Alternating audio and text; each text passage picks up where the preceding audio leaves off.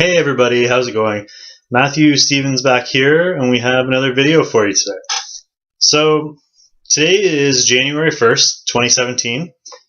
Happy New Year, first of all. And today is the day when everybody starts their New Year's resolutions.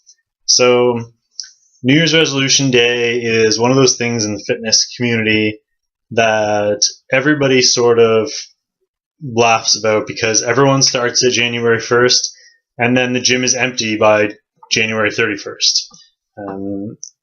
It's very common. I'm sure people that go to the gym regularly have seen this on a regular basis.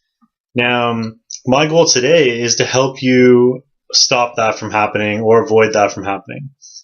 We did do a goal setting video in, a couple weeks ago, just getting ready for New Year's resolutions. So hopefully you've done that. If not, go back, check out that video. I will link it in the description, and I will also I'll put it up at the end of the video so you can just click on it if you need to go back. So the easiest way I find to stay motivated, and the thing that I've used most often with clients of mine, is to get people to keep a workout journal. So I know this seems very cumbersome and something that is going to take up a lot of time and something you probably won't stick to. But that's my goal, is to make it super easy for you. So I've come up with a bit of a plan. I'm going to show you guys in a second. I'm just going to bring up a slide that shows you a couple of examples of what I would recommend doing. I have, again, found this is super easy to follow. And yeah, so let me bring that up here. All right, so let's take a look at this. The top example is supposed to be today. So I wrote down 5 things that I'm going to keep track of every single day. My workout, my diet, my sleep quality, my water intake, and my stress levels. So at the beginning of the year, especially if you haven't been working out regularly, these values are going to be relatively low. So I've just written down some examples here. 2 out of 5s, 3 out of 5s, especially January 1st. I'm sure a lot of you were out partying last night or you're up too late. So those values may be a little lower than normal. And also, if you haven't been taking care of yourself as well as you should, that obviously will affect that as well. Now on the right hand side, I wrote down what workout I did, or if I did a workout that day, and sort of what my diet was or how I felt about my diet for the day. Now, this is very subjective. You can put in as much or as little information as you want. There's no right or wrong. Just remember that the goal of this isn't to overload with a bunch of information. It's just to give you a very simple, very fast way to track everything. This should be a 30-second process when you go to bed or less.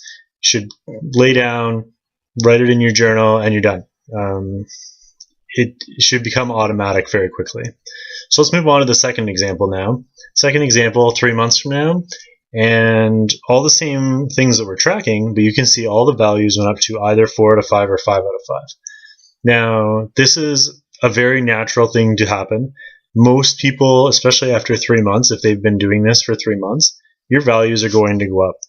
The main reason for that is psychological. You really don't want to have to write down a 2 out of 5 every single day.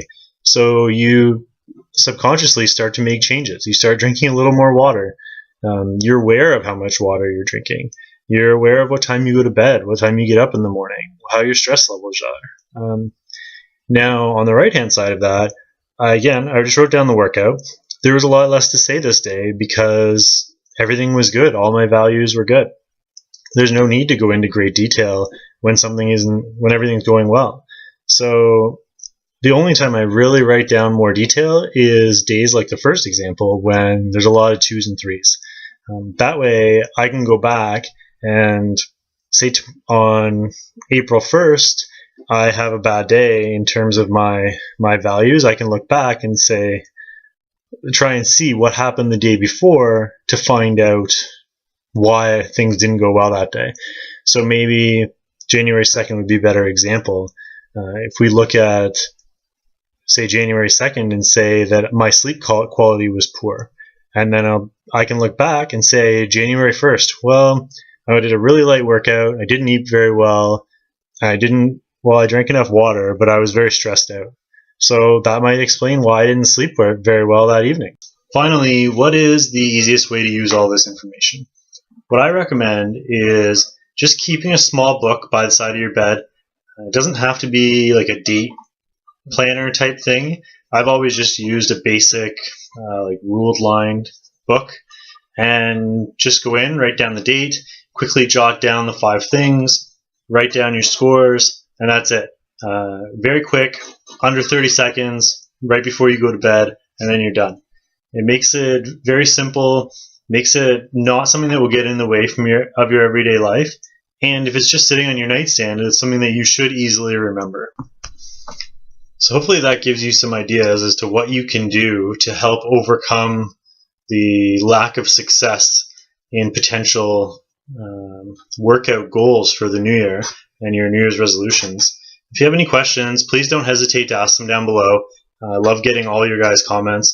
Also, please like this video, subscribe to the channel as well. All your subscriptions are very important to keep the channel going.